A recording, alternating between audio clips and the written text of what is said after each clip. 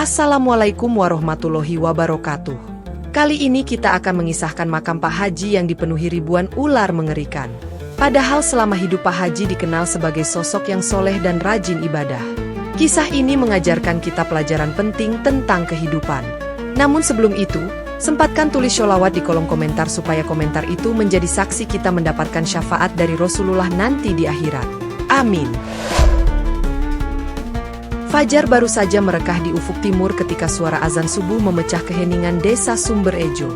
Seperti biasa, Pak Haji Sofyan sudah berada di masjid sejak 15 menit sebelum azan, duduk di syaf terdepan sambil bermunajat. Allahu Akbar. Pak Haji memulai sholat subuh berjamaah dengan suaranya yang merdu, memimpin puluhan jamaah di belakangnya. Tak ada yang menduga, takbir itu akan menjadi takbir terakhirnya. Tepat setelah salam, tubuh tegap berbalut baju koko putih itu tiba-tiba oleng ke samping. Astagfirullah. Pak Haji, teriak Mas Rohman, jamaah yang duduk di sebelahnya. Beberapa orang segera menghampiri, namun Pak Haji sudah tak sadarkan diri. Berita duka menyebar secepat kilat. Innalillahi wa inna ilaihi roji'un. Pak Haji Sofyan meninggal setelah sholat subuh. Bisik-bisik terdengar dari rumah ke rumah. Jenazah disemayamkan di rumah mewahnya di ujung desa. Sebuah bangunan 2 lantai dengan pilar-pilar megah yang kontras dengan rumah-rumah sederhana di sekitarnya. Ratusan pelayat berdatangan, memenuhi halaman dan teras rumah duka. Beliau itu tidak pernah absen sholat berjamaah di masjid, kenang Pak Karman, tetangga sebelah. Setiap maghrib, suara mengajinya mengalun merdu dari speaker masjid. Bu Aminah, istri ketua RT mengangguk. Dermawan sekali almarhum ini. Setiap ada tetangga kesusahan, pasti dibantu. Waktu anak saya sakit tahun lalu, beliau yang meminjamkan uang untuk berobat. Kegiatan sosial di desa juga tidak pernah absen beliau dukung, timpal Pak Lurah. Santunan anak yatim, pembagian zakat, pengajian rutin, semuanya beliau yang paling aktif mengurus. Isak tangis keluarga bercampur dengan lantunan ayat-ayat Al-Quran. Bu Haji Sarah, istri almarhum, terduduk lemas dikelilingi para pelayat wanita yang berusaha menghiburnya. Anaknya, Ahmad, yang baru datang dari kota, hanya bisa terpaku memandang jasad ayahnya. Bapak pergi dengan cara yang indah ya, Bang, bisik Bu Sarah pada putranya. Setelah sholat subuh, dalam keadaan suci, Ahmad mengangguk pelan, air matanya menetes. Iya, Bu. Semoga Allah menempatkan Bapak di tempat terbaik di sisinya. Tak ada yang menyangka, kematian yang begitu damai ini akan membawa serangkaian kejadian mencekam yang mengungkap rahasia besar yang selama ini tersembunyi rapi di balik sosok mulia Pak Haji Sofyan. Awan kelabu menggantung rendah di atas pemakaman desa saat prosesi pemakaman Pak Haji Sofyan dimulai. Gerimis halus membasahi tanah, seolah langit turut berduka. Puluhan warga berkumpul mengelilingi area yang telah ditentukan untuk pemakaman, sementara 4 penggali makam mulai mengayunkan cangkul mereka. Lokasi pemakaman terletak di bagian selatan kompleks pemakaman desa, di bawah pohon beringin tua yang daunnya bergoyang pelan tertiup angin. Bismillahirrahmanirrahim, ucap Pak Karto, penggali makam senior berusia 65 tahun, memulai tugasnya. Keringat bercucuran dari balik peci hitamnya yang sudah lusuh. Di sampingnya, 3 penggali lain, Sarman, Tono, dan Bambang, ikut mengayunkan cangkul dengan irama teratur. Tanah basah mulai terbongkar satu cangkul demi satu cangkul. Alhamdulillah, tanahnya tidak terlalu keras, gumam Tono sambil menyeka keringat. Namun kata-katanya segera tertelan keheningan mencekam yang mengikuti. Baru separuh kedalaman tergali ketika sesuatu yang tak terduga terjadi. Astagfirullah, teriak Sarman, melompat mundur hingga tersandung. Dari tanah yang terbongkar, seekor ular hitam menggeliat keluar, sisiknya berkilau basah tertimpa gerimis. Tenang, tenang, ujar Pak Karto, berusaha menenangkan situasi meski keringat dingin mulai mengucur di dahinya yang berkeriput. Mungkin hanya kebetulan ada satu, kata-katanya terputus saat 2 ekor ular lain muncul dari sisi lain lubang, lidah mereka menjulur seolah mengancam. Para pelayat mulai berbisik-bisik gelisah. Beberapa mundur beberapa langkah. Ular di pemakaman itu pertanda apa ya? Bisik seorang ibu pada temannya, tangannya mencengkram erat ujung kerudungnya. Saya pernah dengar dari orang tua, ular di pemakaman itu. Bisikan lain terdengar sebelum diredam oleh suara Pak Lurah. Sudah, singkirkan saja ularnya. Kita harus selesaikan ini, perintah Pak Lurah, meski suaranya terdengar gemetar. Beberapa pemuda memberanikan diri mengusir ular-ular tersebut dengan tongkat kayu. Ular-ular itu mendesis marah sebelum akhirnya menghilang di antara semak-semak. Setelah situasi tampak mereda, penggalian dilanjutkan hingga selesai. Para penggali bekerja lebih cepat dari biasanya, seolah ingin segera menyelesaikan tugas mencekam ini. Jenazah Pak Haji yang terbungkus kain kafan putih mulai diturunkan ke liang lahat. Namun, tepat saat jasad menyentuh tanah, sesuatu yang lebih mencekam terjadi. Tanah di sekitar makam bergetar hebat, menimbulkan getaran yang bisa dirasakan sampai radius beberapa meter. Ya Allah! Jerit beberapa pelayat ketika belasan ular berbagai ukuran mendadak muncul dari berbagai celah tanah di sekitar makam. Ada yang kecil sepanjang lengan, ada yang sebesar lengan orang dewasa. Kekacauan pecah seketika.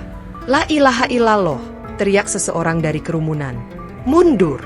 Mundur semua, perintah Pak Lurah, wajahnya pucat pasi. Beberapa orang berlarian meninggalkan area pemakaman, tersandung-sandung di tanah basah. Para wanita menjerit ketakutan, saling berpegangan satu sama lain. Namun di tengah kepanikan itu, Kiai Mahmud, imam desa berusia 70 tahun yang memimpin prosesi, tetap berdiri di tempatnya meski tubuhnya gemetar hebat. Kiai Mahmud memaksakan diri melanjutkan doa pemakaman, suaranya bergetar hebat. Tasbih di tangannya bergetar seirama dengan tubuhnya yang gemetaran. Ahmad, putra Pak Haji, berdiri terpaku menyaksikan pemandangan mengerikan itu. Wajahnya yang tampan kini pucat seperti kertas. Di sampingnya, Bu Sarah pingsan dan harus dipapah beberapa warga ke tempat yang lebih teduh. Cepat timbun makamnya, perintah Kiai Mahmud di sela-sela doanya. Janggut putihnya bergoyang tertiup angin. Dengan tangan gemetar dan wajah pucat, para penggali makam bergegas menimbun liang lahat.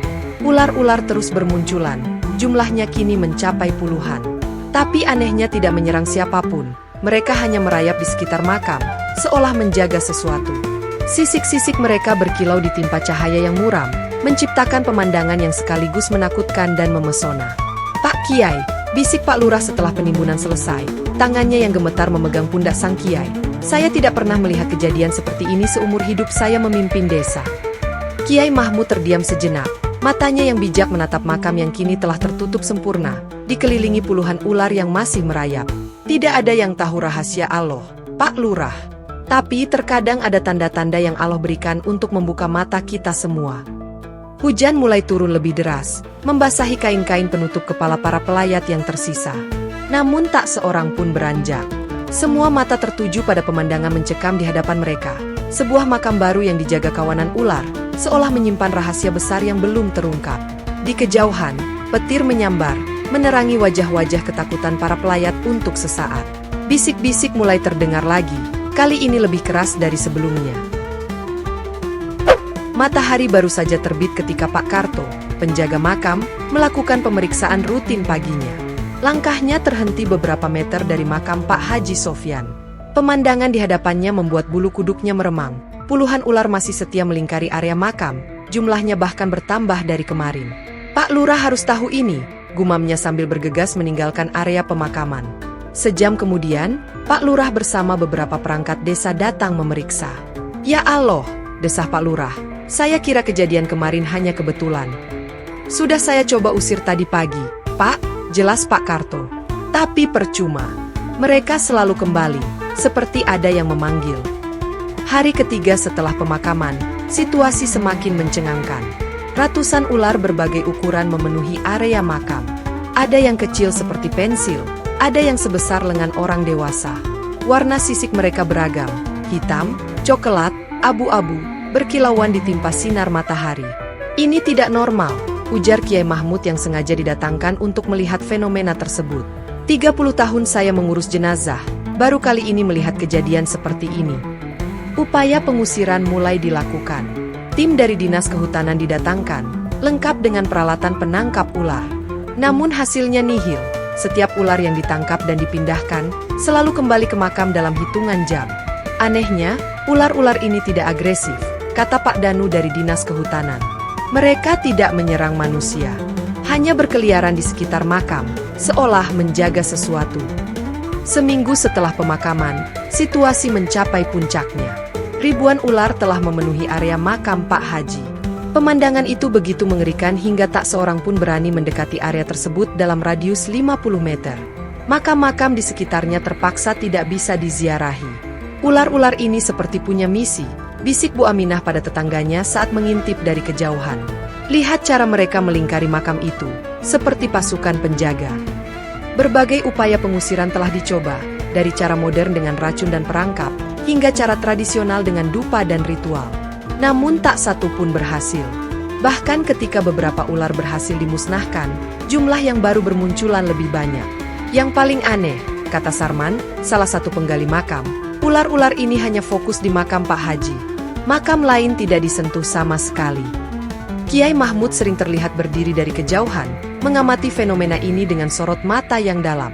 Suatu sore, ketika ditanya pendapatnya, beliau hanya mengatakan, Allah tidak pernah mengirim tanda tanpa makna. Mungkin ada sesuatu yang perlu kita ketahui tentang almarhum. Berita tentang makam ular mulai menyebar ke desa-desa tetangga. Beberapa wartawan lokal bahkan datang untuk meliput, tapi tak ada yang berani terlalu dekat untuk mengambil gambar. Video-video amatir yang beredar di media sosial menimbulkan berbagai spekulasi. Ini pasti ada hubungannya dengan masa lalu Pak Haji, bisik-bisik mulai terdengar di warung-warung kopi. Tak ada yang tahu pasti, tapi semua merasa ada rahasia besar yang sedang berusaha menyembul ke permukaan. Di warung kopi Buminah, tempat warga biasa berkumpul, obrolan sore itu terasa lebih serius dari biasanya. Sudah 2 minggu, ular-ular itu masih di sana, kata Pak Karso sambil mengadu kopinya yang mulai dingin. Pasti ada sesuatu, timpal Pak Wahid, pensiunan guru yang dikenal bijak. Allah tidak mungkin mengirim tanda sebesar ini tanpa makna. Sementara itu, di rumah Pak Lurah, para tetua desa berkumpul dalam musyawarah darurat. Ruang tamu yang biasanya sepi kini dipenuhi tokoh-tokoh penting desa. Ada Kiai Mahmud, mantan perangkat desa era 90-an, dan beberapa sesepuh lainnya. Saya ingat masa ketika Pak Haji menjabat sebagai Kades. Pak Darto, mantan Sekdes, membuka pembicaraan dengan hati-hati. Tahun 1994 sampai 2004. 10 tahun yang. Ia terdiam, seolah ragu melanjutkan. Yang kenapa, Pak? Desak Pak Lurah. Yang penuh tanda tanya, sambung Pak Darto. Waktu itu dana pembangunan dari pusat cukup besar. Tapi entah kenapa, proyek-proyek desa selalu mandek di tengah jalan. Kiai Mahmud mengangguk pelan. Jembatan penghubung ke desa Karanganyar tidak pernah selesai. Gedung sekolah yang dijanjikan hanya jadi pondasi. Dan anehnya, Pak Wahid menambahkan, setelah menjabat menjadi kepala desa, mendadak keluarga beliau jadi sangat berkecukupan. Rumah besar itu dibangun, mobil baru dibeli, dan berangkat haji. Akhirnya beliau dipanggil Pak Haji Sofyan. Buminah yang diminta menyiapkan suguhan untuk musyawarah, tak sengaja mendengar percakapan itu. Malamnya, di warungnya, bisik-bisik mulai menyebar. Katanya waktu jadi kades dulu, banyak dana desa yang tidak jelas, bisik seorang pembeli. Pantas saja ya, sambung yang lain. Saya masih ingat, dulu rumahnya biasa saja. Tahu-tahu setelah jadi kades, bisa bangun rumah 2 lantai. Di sudut lain desa, Ahmad, putra Pak Haji, tak sengaja mendengar percakapan para tetangga. Bapakmu itu memang rajin ibadah, Mat, tapi coba ingat-ingat, dari mana hartanya sebanyak itu? Ahmad terdiam. Memang sejak kecil ia tak pernah kekurangan. Pendidikannya di kota dibiayai penuh, bahkan bisa kuliah di universitas ternama. Tapi ia tak pernah bertanya sumber kekayaan ayahnya. Dulu waktu masih kecil, kenang Embok Darmi, pembantu yang sudah puluhan tahun mengabdi di rumah Pak Haji. Rumah ini sederhana sekali. Tapi setelah bapakmu jadi kades, semua berubah. Di masjid, setelah sholat Isya, beberapa jamaah berbincang pelan. Yang bikin saya heran, kata Pak Imam, beliau rajin sholat, rajin mengaji. Tapi kalau benar ada yang tidak beres dengan harta beliau. Itulah, potong Kiai Mahmud yang kebetulan lewat. Terkadang kita lupa, ibadah bukan hanya soal sholat dan puasa. Tapi juga soal kejujuran, amanah, dan tanggung jawab.